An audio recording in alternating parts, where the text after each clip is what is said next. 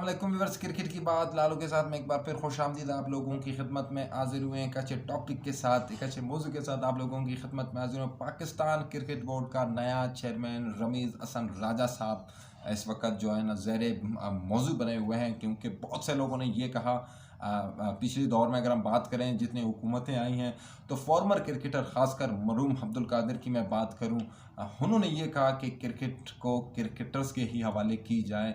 और लेकिन वही बल आखिर वही दौर आ गया है कि क्रिकेटर्स के हाथ में होगा। अब कुछ ही दिन बाकी हैं जो कि संभाल लेंगे, अपना मनसब संभालेंगे रमीज़ हसन राजा साहब। इसी हवाले से गुफ्तगू करेंगे कि क्या डोमेस्टिक क्रिकेट पे क्या फ़र्क है पड़ेगा इनके आने से, क्या फ़वाइद हैं रमीज़ राजा की आने से, और जो डिपार्टमेंट क्रिकेट ख़त्म की गई इस हवाले से उनकी जो है ना क्या सोच और फिक्र होगी। इसी हवाले से गुफ्तगू करेंगे। हमारे साथ इस वक्त सीनियर स्पोर्ट्स जर्नलिस्ट सजास के सदर आसिफ खान हमारे साथ मौजूद हैं। आसिफ भाई, बहुत बहुत शुक्रिया आप पहले तो शो ज्वाइन करने का। क्या कहेंगे रमीज़ राजा के आने से, क्या फ़ायदे हैं, क्या नुकसानात हैं डोमेस्टिक क्रिकेट के सिस्टम पर, क्या फ़र्क पड़ेगा, क्या असर पड़ेगा डोमेस्टिक क्रिकेट के ऊपर? अस्सलाम वालेकुम लालू भाई, आपका बहुत शुक्रिया कि आपने मौका दिया। रमीज़ राजा साहब का आना इस लिहाज से मुख्तलिफ है क्योंकि वो क्रिकेट खेले हुए हैं और काफ़ी क्रिकेट खेली है उन्होंने। 57 टेस्ट मैचेस खेले हैं, तो बहुत से खिलाड़ियों का और तजज़ियाकारों का की ये शिकायत भी दूर हो जाएगी कि क्रिकेट से शगफ़ नहीं रखते या क्रिकेट का पता नहीं है। मैं आपको नाम नहीं ले सकता, लेकिन कल पाकिस्तान के एक बड़े खिलाड़ी से मेरी बात हुई है और उन्होंने ये कहा कि रमीज़ राजा साहब का आना उनकी नज़र में खुशाइंद है। वो करंट प्लेयर हैं पाकिस्तान के, और उन्होंने ये कहा, मैंने उनसे पूछा कि भाई खुशाइंद किस हवाले से, क्या वो एडमिनिस्ट्रेशन को समझते हैं, क्या वो क्रिकेट को उस तरह से समझते हैं? तो क्रिकेट को तो समझते हैं वाकई, क्योंकि 57 टेस्ट मैचेस उन्होंने खेले हैं। लेकिन एडमिनिस्ट्रेशन के हवाले से जहाँ तक बात की जा रही है, एडमिनिस्ट्रेशन की भी वो समझ रखते हैं, क्योंकि उन्होंने इससे पहले भी चीफ़ एग्जीक्यूटिव का ओहदा पाकिस्तान क्रिकेट बोर्ड के साथ चलाया है। बाकी कहना ये कि उनके आने से फ़र्क क्या पड़ेगा, फ़र्क उनके आने से यूँ पड़ेगा, मैं समझता हूँ, क्योंकि इस वक्त जो पाकिस्तान क्रिकेट बोर्ड की हालत है, इस वक्त इंतज़ामी तौर पे पाकिस्तान क्रिकेट बोर्ड जिस गिरदाव में फंसा हुआ है, इससे इससे ज़्यादा बुरी हालत नहीं हो सकती मेरे ख़्याल से। जो रीजनल एसोसिएशंस का जो हाल हुआ है, और उसके अलावा 3 साल का अरसा गुज़र गया और ऐसे गुज़र गया जैसे कि चीज़ें टस से मस नहीं हुई। अभी तक आप निचली सतह पर कुछ नहीं बना सके, तो अब बेहतरी की उम्मीद है। रमीज़ राजा साहब भी इसी स्कूल ऑफ थॉट के हामिल हैं। एसोसिएशंस का जो हाल हुआ है और उसके अलावा 3 साल का अरसा गुज़र गया और ऐसे गुज़र गया जैसे कि चीज़ें टस से मस नहीं हुई। अभी तक आप निचली सतह पर कुछ नहीं बना सके, तो अब बेहतरी की उम्मीद है। रमीज़ राजा साहब भी इसी स्कूल ऑफ थॉट के हामिल हैं। बाय द वे, आप को ये बता मतलब जान के हैरत तो नहीं होगी, क्योंकि इमरान खान साहब का जो स्कूल ऑफ थॉट है उसको रमीज़ राजा ने हमेशा पसंद किया और रमीज़ राजा ने उसकी सपोर्ट भी की। लेकिन अपना भी एक मुफस्सिल प्लान रमीज़ राजा दे चुके हैं, और वो अभी से अभी, हालांकि उनके आने में अभी टाइम है, कुछ दिनों का वक्त बाकी है, लेकिन उन्होंने बाबर आज़म से मुलाकात की, मोहम्मद वसीम से मुलाकात की, वसीम ख़ान से मुलाकात की और अपने ख़यालात का इज़हार किया। तो मुझे ये लगता है कि तब्दीली तो आएगी, तब्दीली इंतज़ामी तौर पे तो आएगी। पाकिस्तान क्रिकेट का जो डायरेक्शन है उसको रमीज़ राजा कह चुके हैं कि वो मॉडर्न डे क्रिकेट से मुताबिकत नहीं रखती। मॉडर्न डे क्रिकेट को रमीज़ राजा साहब से बेहतर शायद इस वक्त कोई ना समझ सकता हो पाकिस्तान क्रिकेट सेटअप में, क्योंकि वो जितना क्रिकेट टीम्स को उन्होंने करीब से देखा है, मॉडर्न डे क्रिकेट को जिस तरह से उन्होंने करीब से देखा है, तज़ियाकारी में उनका एक बड़ा मकाम है, उनके मिलियंस ऑफ फॉलोअर्स यूट्यूब पर भी हमने देखे, रमीज़ राजा के यूट्यूब चैनल पर भी। तो वो भारतीय टीम को काफ़ी उन्होंने क्लोज़ एनालाइज़ किया है, ऑस्ट्रेलियाई टीम को, इंग्लैंड की टीम को, न्यूजीलैंड की टीम को काफ़ी क्लोजली उन्होंने एनालाइज़ किया है, जिसकी वजह से उन्हें ये अंदाज़ा है कि मॉडर्न डे क्रिकेट के लिए क्या। बाबर आज़म से मुलाकात की, मोहम्मद वसीम से मुलाकात की, वसीम ख़ान से मुलाकात की। तब्दीली इंतज़ामी तौर पे तो आएगी। पाकिस्तान क्रिकेट का जो डायरेक्ट क्रिकेट को रमीज़ राजा साहब से बेहतर शायद इस वक्त कोई ना समझ सकता हो पाकिस्तान क्रिकेट सेटअप में, क्योंकि वो जितना क्रिकेट टीम्स को उन्होंने करीब से देखा है, मॉडर्न डे क्रिकेट को जिस तरह से उन्होंने करीब से देखा है, तज़ियाकारी में उनका एक बड़ा मकाम है, उनके मिलियंस ऑफ फॉलोअर्स यूट्यूब पर भी हमने देखे, रमीज़ राजा के यूट्यूब चैनल पर भी।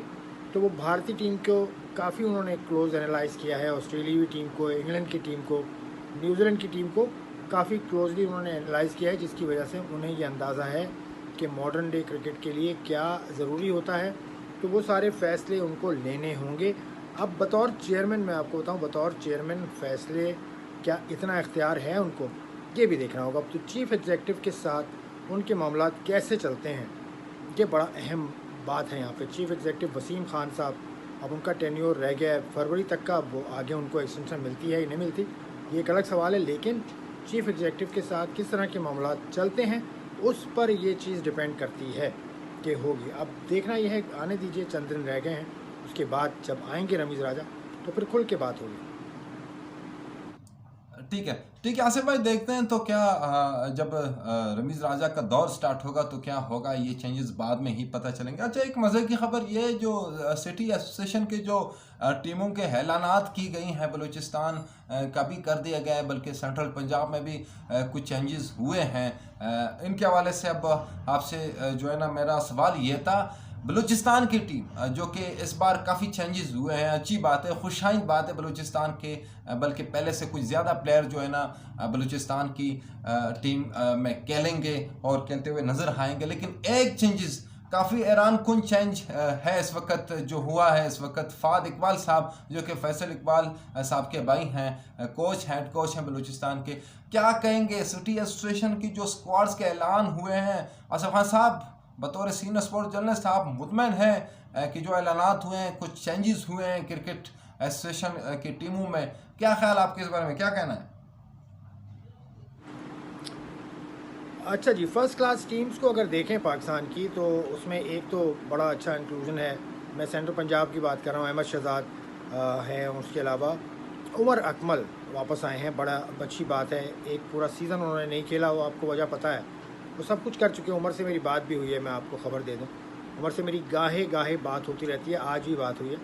तो उन्होंने ये बताया कि लेक्चर्स जो देने थे वो दे दिए हैं और वो हो गया। अब आ जाइए बलूचिस्तान की टीम की तरफ, जो कि बड़ी इंटरेस्टिंग है। बलूचिस्तान की टीम में बलूचिस्तान के 22 प्लेयर्स हैं, यानी पूरी स्क्वाड में बलूचिस्तान के 22 प्लेयर्स, जो कि बहुत अच्छी चीज़ है। और बलूचिस्तान के एक कोच ने मुझे बताया कि ये कारनामा जो है ये पीसीबी का है। पीसीबी ने परसेंटेज बढ़ाई थी कि इस दफ़ा प्लेयर्स ज़्यादा होंगे, तो ज़्यादा हैं। लेकिन एक इंक्लूजन उसके अंदर मुझे हैरान कुन लगा, वो है फ़हद इकबाल साहब का। फ़हद इकबाल एक 34-35 साल के पाकिस्तान के फ़र्स्ट क्लास प्लेयर हैं, कायद-ए-आज़म ट्रॉफ़ी इससे पहले भी खेले हैं। लेकिन वो 2018 में आखिरी अपना फ़र्स्ट क्लास मैच खेले थे, इस्लामाबाद के ख़िलाफ़, कराची की नुमाइंदगी उन्होंने की थी। पीआईए से भी खेलते रहे हैं, क्योंकि अब पीआईए का डिपार्टमेंट नहीं है क्रिकेट का, तो वो वापस आए हैं कायद-ए-आज़म ट्रॉफ़ी में। कायद-ए-आज़म ट्रॉफ़ी का जो रीवैम्प्ड कायद-ए-आज़म ट्रॉफ़ी का तीसरा सीज़न अब खेल रहे हैं, उसमें ये पहली मरतबा खेलेंगे। 2018 के बाद से अब इनकी वापसी हुई है। 118 फ़र्स्ट क्लास मैचेस खेले हैं, 30-31 की एवरेज है। कोई इतने इम्प्रेसिव प्लेयर नहीं रहे नंबर्स के हिसाब से, लेकिन एक बात है, फ़र्स्ट क्लास मैच खेले थे, इस्लामाबाद के ख़िलाफ़ कराची की नुमाइंदगी उन्होंने की थी। पीआईए से भी खेलते रहे हैं, क्योंकि अब पीआईए का डिपार्टमेंट नहीं है क्रिकेट का, तो वो वापस आए हैं कायद-ए-आज़म ट्रॉफ़ी में। कायद-ए-आज़म ट्रॉफ़ी का जो रीवैम्प्ड कायद-ए-आज़म ट्रॉफ़ी का तीसरा सीज़न अब खेल रहे हैं, उसमें ये पहली मरतबा खेलेंगे। 2018 के बाद से अब इनकी वापसी हुई है। 118 फ़र्स्ट क्लास मैचेस खेले हैं, 30-31 की एवरेज है। कोई इतने इम्प्रेसिव प्लेयर नहीं रहे नंबर्स के हिसाब से, लेकिन एक बात है, बलूचिस्तान के सीनियर टीम के मौजूदा हेड कोच फैसल इकबाल के छोटे भाई हैं ये फ़हद इकबाल। बस यही मुझे इनकी एक नज़र आती है क्वालिफ़िकेशन, जिसकी वजह से ये आए हैं। बाकी मुझे नहीं मालूम कि क्यों इनको लिया गया, क्यों ये टीम का हिस्सा हैं। बल ये एक छोटा सा बलूचिस्तान की टीम में मुझे नज़र आई थी, सवालिया निशान नज़र आया था, जो वो मैंने आपके सामने रखा। जी बहुत बहुत शुक्रिया आसिफ भाई, हमारे साथ आसिफ भाई मौजूद थे। बहुत बहुत शुक्रिया कि अहम मौके पर और अहम मौजू के ऊपर आपने हमें टाइम दिया। Thank you very much. Viewers, अगले आने वाले शो में दोबारा आप लोगों की खिदमत में हाजिर रहेंगे। अपना फीडबैक कमेंट्स के थ्रू आप ज़रूर दे सकते हैं। इजाज़त दीजिए, अल्लाह हाफ़िज़।